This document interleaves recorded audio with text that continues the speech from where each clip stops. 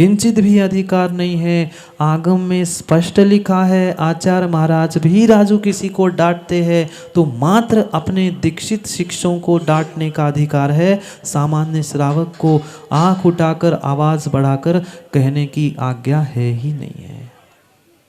ऐसे ही थोड़ी लिखा है, जिनके मुख चंद्र थे अमृत झरे।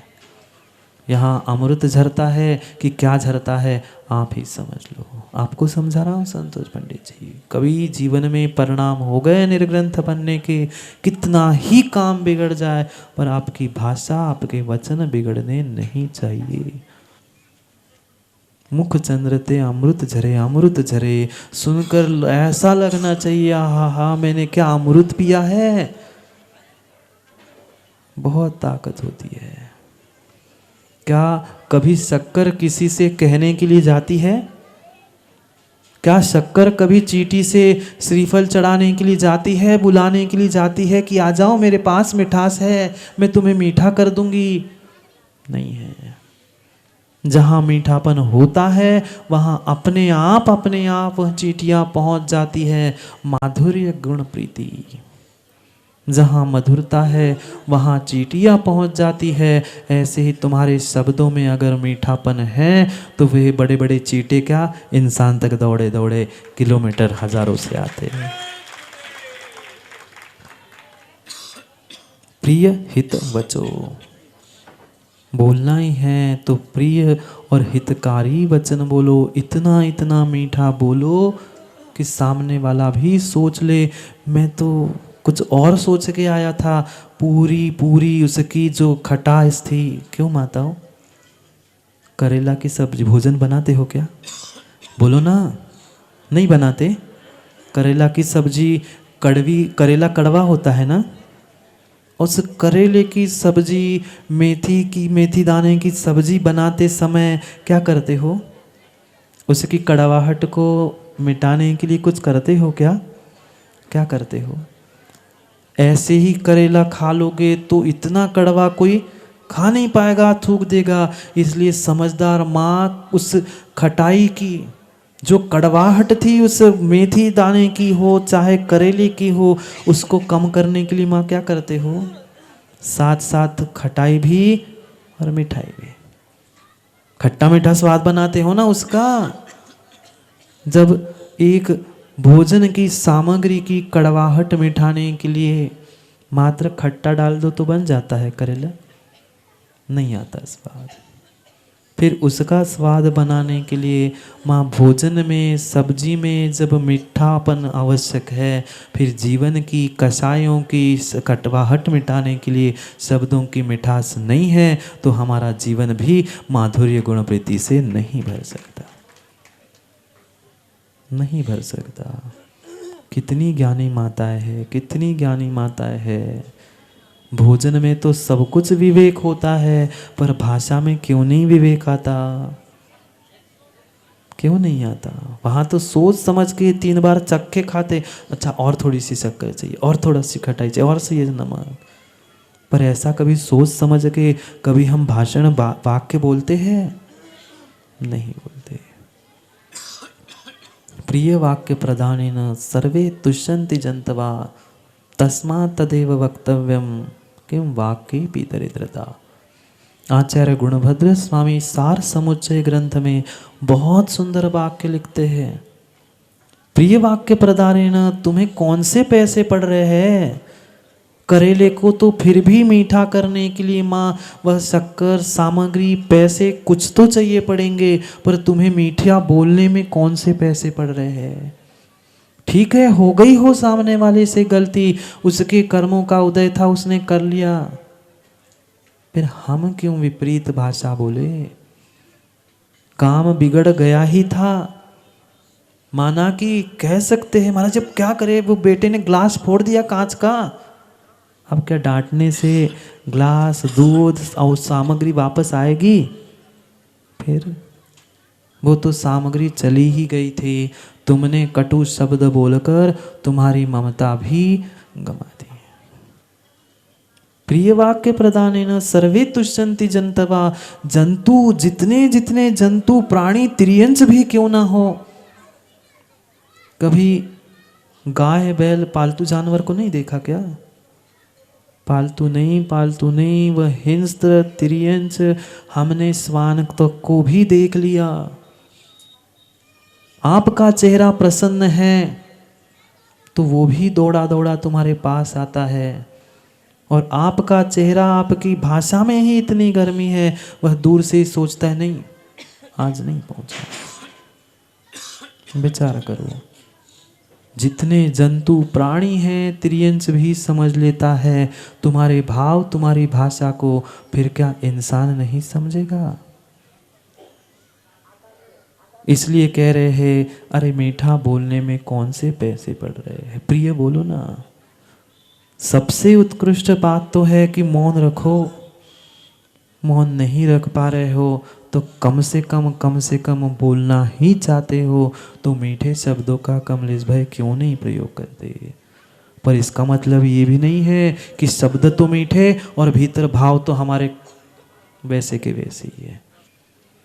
अंदर भी मिठास होनी चाहिए, तभी शब्दों की हमारी मिठास काम की है, अन्यथा वह सार्थक करने वाली नहीं है।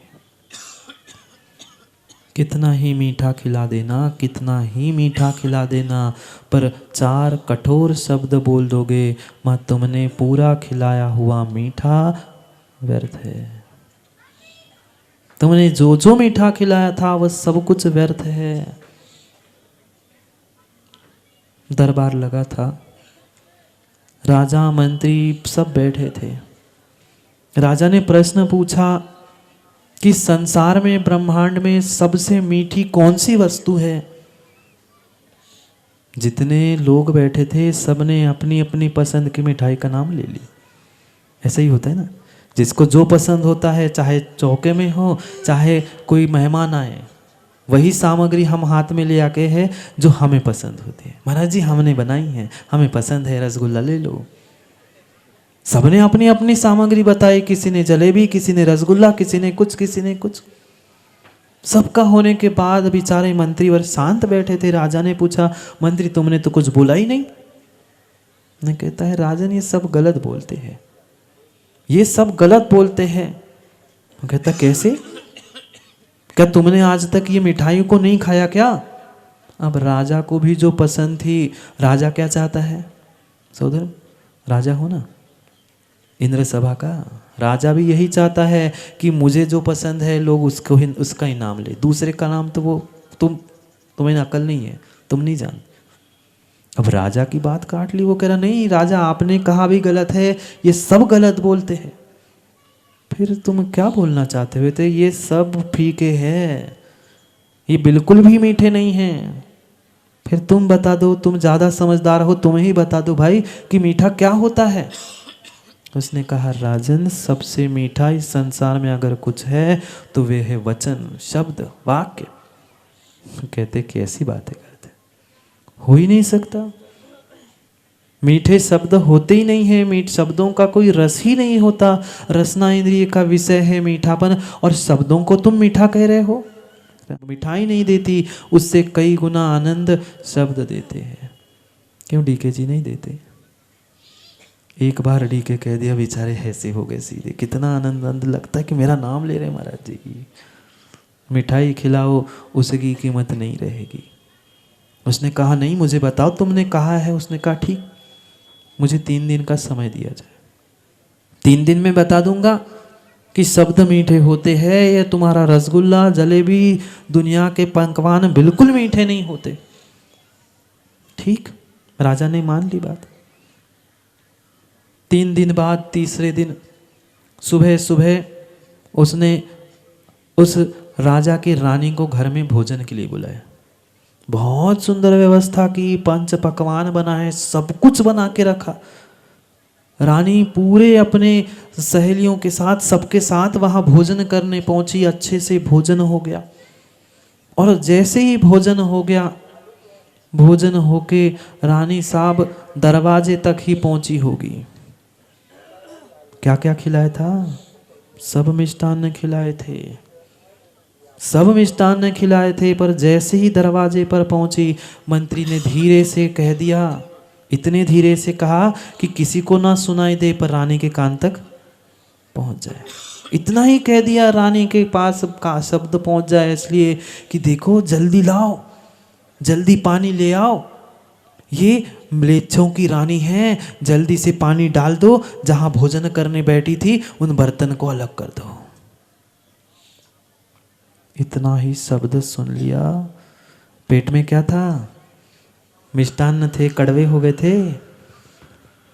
दौड़ते दौड़ते गुस्सा में आकर पहुंच गई, पलंग में पड़ गई और राजा से कह रही मुझे नहीं बात करनी, तुम्हारे मंत्री ने अपमान कर दिया। वो कहता है क्यों, खिलाया नहीं उसने, क्या गलत कर दिया, क्या कुछ गड़बड़ हो गई?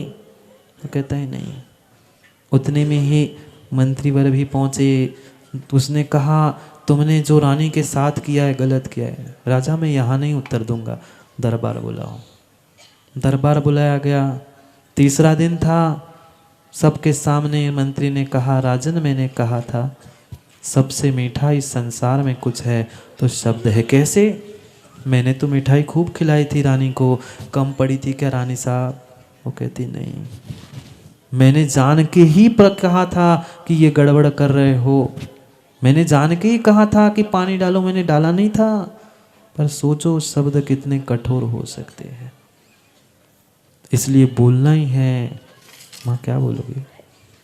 ऐसे कहा जाता था, ऐसी वाणी बोलिए, ऐसी वाणी बोलिए मन का आपा खोए, औरन को शीतल करे आप ही शीतल होए। पर क्या करे सुनील शास्त्री जी, ज़माना रिमिक्स का है, समय बदल गया है, सब कुछ बदल रहा है, वह वाणी भी हमारी ऐसी हो गई है। ऐसी वाणी बोलिए, ऐसी वाणी बोलिए सुन नहीं पाए कोई। बहुत अच्छे से सुन लेना, ऐसी वाणी बोलिए सुन नहीं पाए कोई, औरन को, पहले तो लिखा था शीतल करे। देखना सुधारवादियों ने कैसे सुधार कर लिए। सुधारवादी दूसरों को तो सुधारना जानते हैं, स्वयं नहीं सुधार पाए।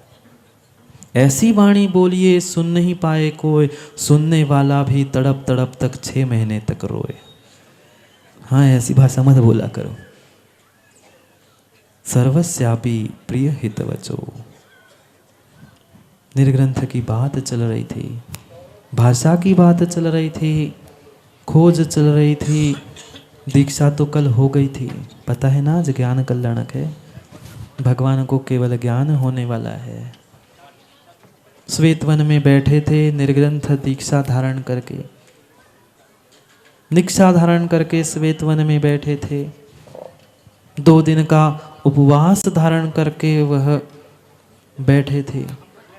जैसे ही वह 2 दिन का समय बीत गया, मुद्रा लगाकर वह मल्लिनाथ मुनिराज भिक्षा वृत्ति से आहार ग्रहण करने के लिए निकल पड़े। आहार ग्रहण करने के लिए निकल पड़े। वह जो निर्ग्रंथ होते हैं माताओं, उन्हें रोटी की भूख नहीं है, नहीं है, नहीं है। रोटी के टुकड़ों के लिए वे मुद्रा लगाकर तुम्हारे दरवाजे पर नहीं पहुंचते। वे तो भक्ति के भूखे हैं। जहां उन्हें नवदा भक्ति मिलती है वहीं पर मुनिराज के पैर ठहर जाते हैं। वे भी निकल पड़े थे वन से।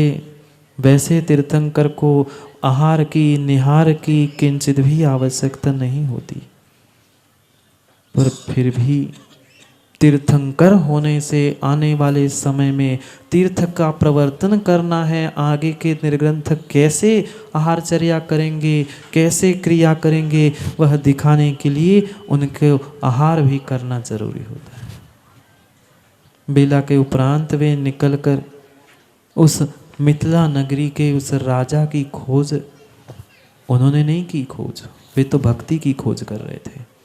उन्हें नहीं था किसी से कोई प्रयोजन, राजा है कि भिखारी है, वह तो जहाँ नवदा भक्ति मिलती है निर्ग्रंथ वहाँ रुकने वाले थे। नियोग था, राजा नंदीसेन का नियोग था। जहाँ राजा नंदीसेन खड़े थे वहाँ पर वह मल्लीनाथ मुनिराज पहुँच गए। और जैसे ही वहाँ पर पड़घान हुआ, श्रद्धा भक्ति नवदा भक्ति पूर्वक मुनिराज का पड़घान हो गया, मुनिराज के आहार भी वहाँ संपन्न हो गए। धन्य होता है वह पात्र और धन्य होता है वह दाता। एक मास सामान्य मुनिराज आपके घर के सामने से निकल जाते हैं तो ऐसा लगता है अरे महाराज जी रुक जाओ रुक जाओ रुक जाओ, अत्र अत्र तिष्ठ तिष्ठ। आगे बढ़ते तो लगता चले गए, ऐसे लगते वापिस तो आ जाए। जैसे लौट के अरे फिर से आगे महाराज ये ले लो वो ले लो, क्यों शर्म में, ये उठाओ वो उठाओ। फिर तो तीर्थंकर भगवान, जिनको वह भगवान बनना निश्चित था, वे उस नंदीसेन राजा के सामने पहुंचे थे। अहो भाग्य, अहो दाता, अहो पात्र, दोनों की धन्यता थी। समय हो गया है, समय हो गया है, शुद्ध भोजन बन गया है। खुशबू नहीं आ रही आप लोगों को? हाँ, आदिनाथ भगवान ने तो इक्षु रस का पारणा किया था, पर ये मल्लीनाथ मुनिराज थे, वे खीर का पारणा करेंगे 2 दिन बाद। बेला के बाद आज मुनिराज पारणा करने जा रहे हैं। कितनी घोर तपस्या, कितनी घोर तपस्या। हम तो दिन में 1 बार खाते 2 बार खाते तो भी सोचते हैं ये मिले वो मिले, और धन्य है वे साधु जो दिन में 1 नहीं कई उपवास, कई साधना, कई तपस्या करते हैं। हाँ, ये देख रहे हो निर्मल जी बगल में, ये कल इनने केस लॉन्च किया, आज इनने केस लॉन्च किया। ऐसी ठंड में जहाँ सुबह से कम 10 बार तो चाय पी ली होगी पीछे वालों ने, वे तपस्या कर रहे हैं, वे भी तपस्या कर रहे थे, तपस्या कर ली। पता है क्या, अभी पिछले साल तो जय भैया मात्र 100 हाँ, जाना है आप जिन पिछले साल में तो निर्मल जी वे आराध सागर जी जो ये बैठे हैं, पिछले साल तो मात्र 108 उपास किए। उसकी पिछले साल जब हमारे साथ वासिम चतुर्मास में थे तो उन्होंने 154 उपास 183 दिन में किए थे, मात्र 30-32 कुछ आहार ग्रहण किए थे। अभी भी कह रहे थे तुम्हारे संगीतकार पंचम काल में जो दीक्षा लेता है महान है। दीक्षा तो ठीक ही है, ऐसी घोर तपस्या बहुत बड़ी बात है। और उससे भी और घोर तपस्या करने के लिए वे आगे बढ़ रहे हैं। कुछ कर पाओ नहीं कर पाओ मानिक दादा, कम से कम हम पहुँचे नहीं पहुँचे, कम से कम उनकी तपस्या की अनुमोदना ही कर ले कि हमारे पास भी ऐसी शक्ति आ जाए कि हम भी ऐसी तपस्या